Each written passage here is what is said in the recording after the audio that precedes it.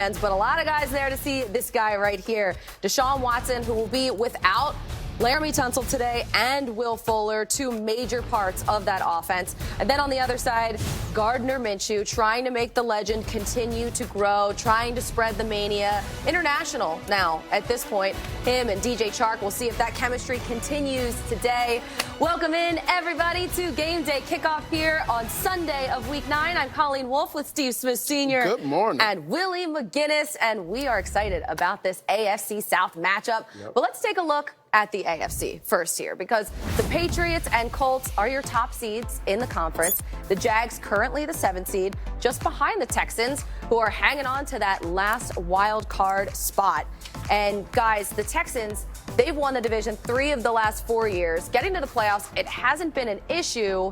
But Willie, are they good enough to get in this year and then do some damage? Absolutely. And you talk about the trades that happened, moving guys over to help Deshaun Watson. A lot of people question, can he carry this team on his own? Well, all they did was get a left tackle with Tunsil, who is out today, but does improve the protection. And then they get steals in the receiving game. But what's key for me is those two running backs, Carlos Hyde and Duke Johnson, guys that can take the pressure off Deshaun Watson. When you talk about playoff football, you got to be strong and physical in the trenches, be able to hand the ball off. And, oh, yeah, don't forget about that play action. And I know they're missing J.J. Watt, but they're accustomed to playing without J.J. Watt. I believe in Romeo Crennel. I know he can dial up and reach that bag of tricks and come up with some schemes to help this defense. But when you add more firepower, it makes it more difficult for teams to defend, not only for those guys, but Deshaun.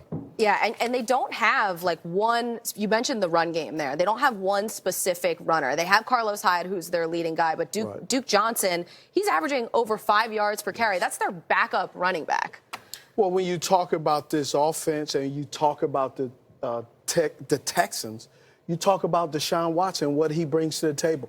What he brings to the table is what you stated earlier in the show is off script. When he's off script, when he can just kind of ad-lib some things, he becomes even more dangerous already than he already is. And then running the ball effectively, you know, dumping the ball off, getting out there. He has 21 passes for touchdowns. He can rush. So you have to decide, how will you cover the wide receivers, but then how do you load up the box to stop the running game? And, oh, yeah, your quarterback can run and throw. So usually when we talk about quarterbacks, we talk about 10 guys, right, because they generally don't run the ball as much. He is the guy you have to count all 11 guys when he's at quarterback. As long as you have Deshaun Watson, you have a chance, because even when they lose the game, they're still in it. As we saw in that graphic earlier, all of his losses, none of them have been blowouts. No. And they're always in it. They're always one possession losses if they are a loss. And obviously, you guys are used to seeing the Game Day morning guys behind